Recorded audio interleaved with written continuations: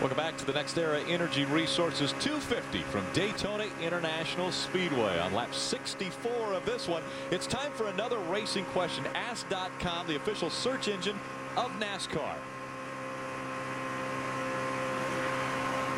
The question, when and where was NASCAR's first road course race? If you want the answer, go to Ask.com, where NASCAR fans go to get answers. Ask.com, the official search engine of NASCAR. So you just go there and you can find out those answers. That's Bobby Labonte's sponsor on the Cup side. I like that. Ask.com. Learn some stuff. Where you're running a couple of feet off the line, he's running right on the yellow line, both ends. Just to let you know, they're working lap 65.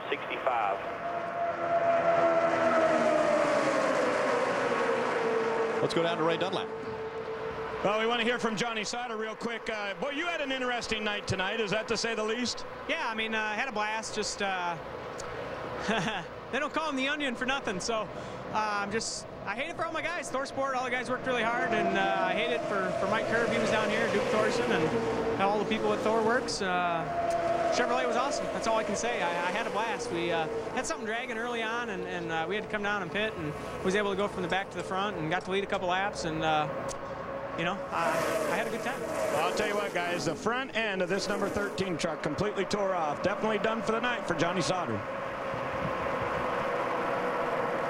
Todd Bodine continues his dominating ways at the super speedways as he continues to lead laps. And that, you know, that's just got to make Johnny Sauter even that much madder.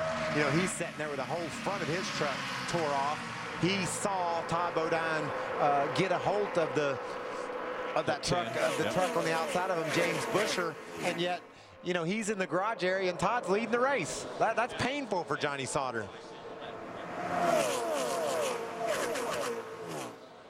Single file line on the bottom of the racetrack right now. These trucks have started to pull away from the pack.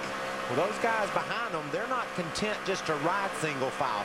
There's been 2 or 3 of them that have tried to move up top and get a group together. They go, oh, wow! A big hit there for the 85. That was Brent Raymer sliding into the wall. Throttle's hung wide open too. He's going to hit it again. Right back in front of the few trucks. Like you mentioned, that throttle being hung took him right back into the wall. And that's no safer barrier there. That's concrete. Yeah, Brent was doing a great job running up in the lead draft. What happened? It just get loose with him off turn 2, you think? Yeah, we saw him get real loose the last time I was watching him, and he was at the tail end of this lead lap draft, and he got real loose coming off to the previous lap. That was a huge hit. I hope he's okay. Big hit coming off of turn number 2. Safety crews getting to him quickly. That first hit, you know, he was braced for it, but if it happened to stun him or daze him, when that thing drove into the wall the second time, you know, he wouldn't have been ready for that. Yeah, it looked like the throttle was hung, though. It looked like the rear wheels were spinning after he made the initial contact. Okay. Now, remember, Michael, I told you the lap before it looked like he got really loose coming off turn 2. We're going to take a look back at the previous lap now. Watch this now. Watch the black truck at the very end. This is the lead lap draft right here.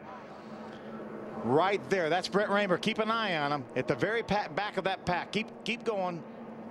Watch that truck come off the corner. This is the previous lap. See, it gets sideways, Mikey. Oh, he does a nice job saving it. And it looks like the crash is just a replay of that. Yeah. Only a little bit worse. Now let's see what happens now. Look, he's going to be right of your screen.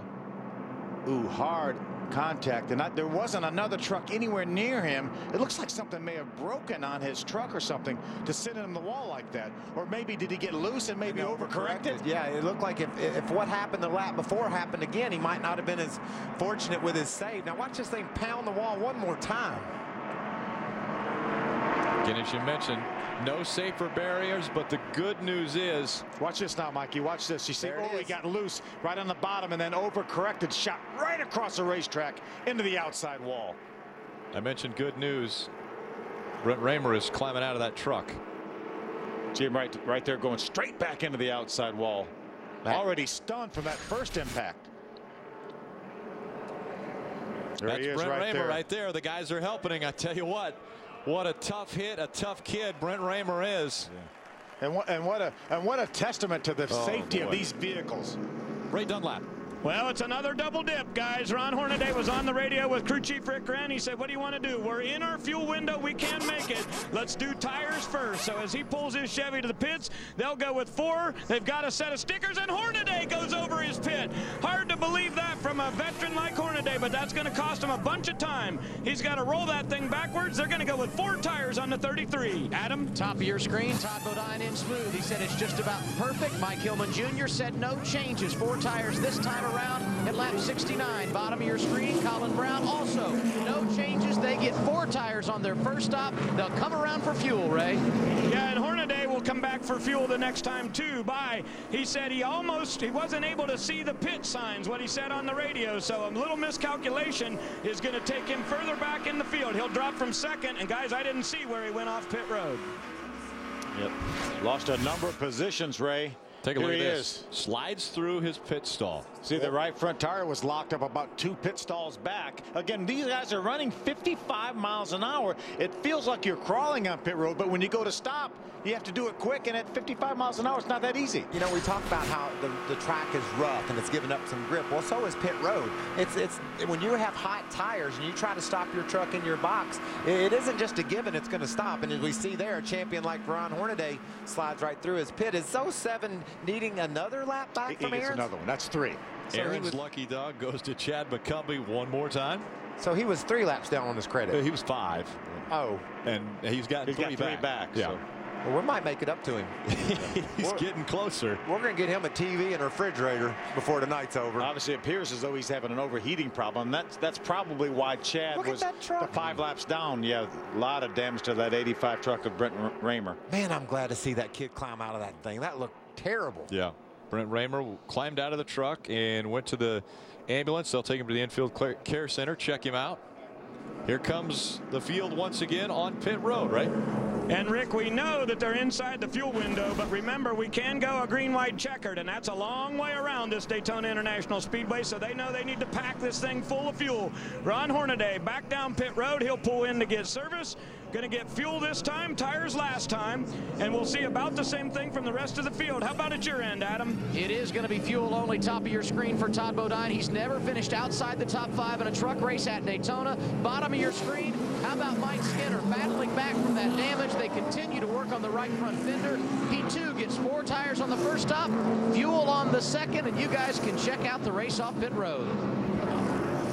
It's a good one, Adam, but we've got the 7 truck, the Canadian J.R. Fitzpatrick in the lead. That's the Mammut Chevrolet. He is number 1 right now. He stayed out on this round of pit stops.